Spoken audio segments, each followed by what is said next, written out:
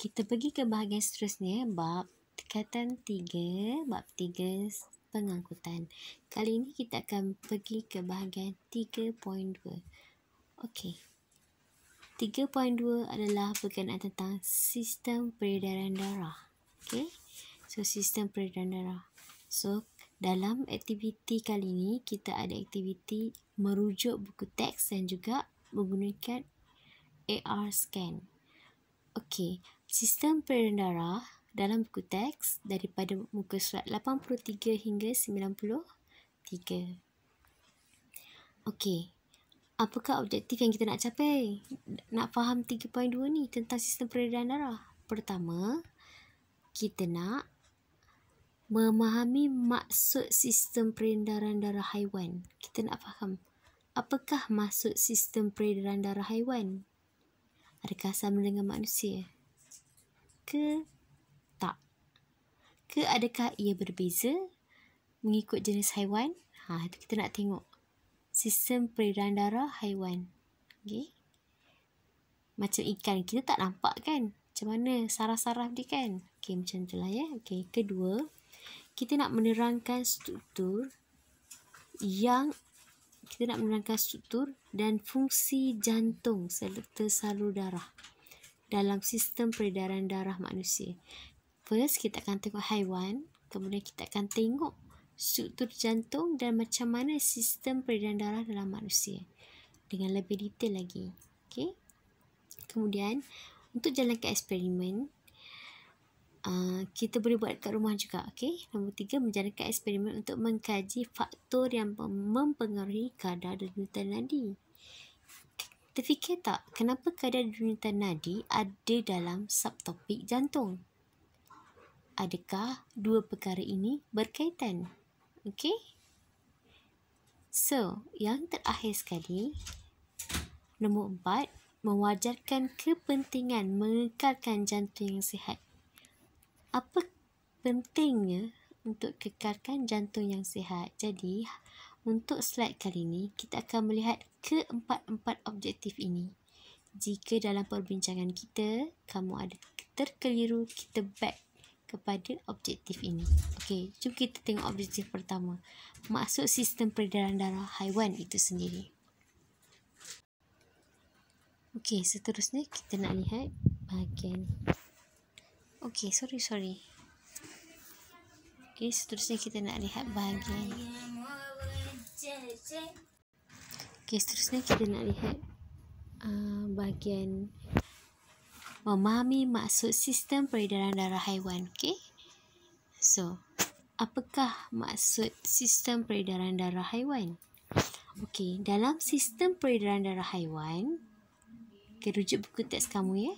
Dalam sistem peredaran darah haiwan vertebrata, bertulang belakang, okey, darah sentiasa mengalir di dalam salur darah yang berterusan. Maknanya tak adalah salur darah terputus atau mengalami kebocoran. Okey. Darah sentiasa mengalir di dalam salur darah yang berterusan ke seluruh badan sehingga lengkap satu kitaran. Okey. Tu dia punya basic. This is the basic. Okay, ini basic dia. Okay. Senang cerita secara detailnya ialah ia merupakan satu sistem bertiup yang mempunyai pump. Okay, salur darah ada pump dan injap. Injap ni maknanya dia akan membuatkan aliran darah tu satu hala. Contoh ya. Okay, ni salur darah. Okay, salur darah. Okay. Saya ambil online. Okay. Ibarat bila ada injap. Okay, contoh ini injap ya. Yang hijau ni injap. So, bila darah mengalir. Okay, darah akan mengalir satu hala je. Tidak akan berpatah balik. Contoh, kamu pernah naik komuter LRT. Lepas kamu bayar tiket tu masuk ke next bahagian tu, kamu tak boleh patah balik kan? Itu maksudnya injap untuk memastikan bahawa pengaliran darah berlaku dalam satu hala sahaja. Okey.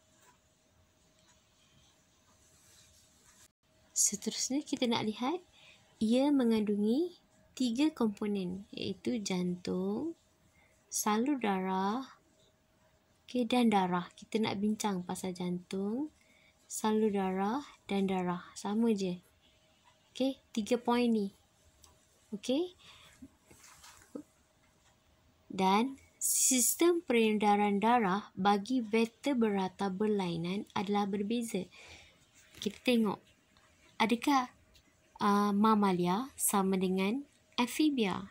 Adakah ikan sama dengan amfibia? Maksudnya, mesti berbeza ya, sebab dia punya konsep adalah sistem peredaran darah bagi vertebrata berlainan adalah berbeza. Namun, ia mempunyai satu peredaran darah yang tertutup, maknanya lengkap. Ya. Satu sistem peredaran darah yang lengkap. Maknanya dia mesti peredaran darah yang tertutup lengkap. Mesti ada kitaran dia. Kita pergi pada next. Kita nak tengok adakah perbezaan aliran darah bagi setiap haiwan tu berbeza. So kita tengok perbandingan yang berlaku.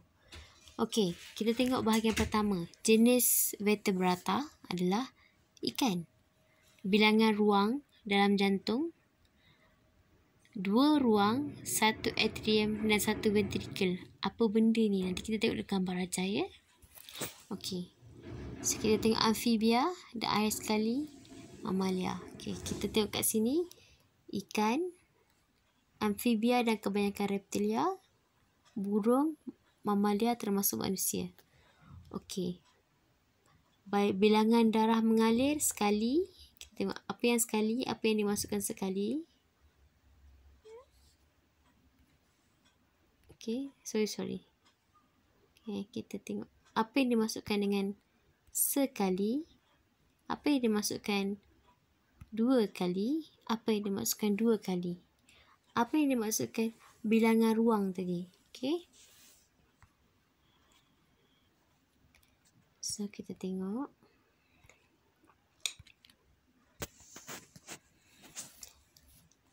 Kat sini ikan. Tadi ini ventricle. 1 ventricle. Terus 1 atrium. Peredaran sekali. Kita tengok.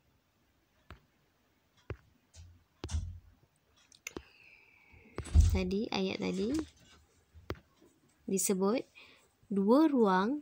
Ada 2 ruang saja, 1 atrium dan 1 ventricle. Itu bermakna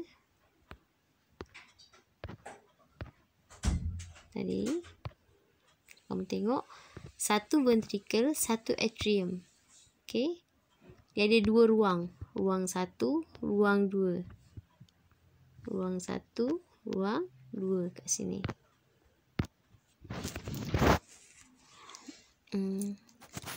My pen tak sharp. Kita tengok pula amfibia reptilia. Dia ada 3 ruang. Kita guna warna lain. 3 ruang. Ia ada satu ventricle. Atrium bahagian atas ni. Atrium ni dia ada 2. Dia ada 2. So dia ada 3 ruang.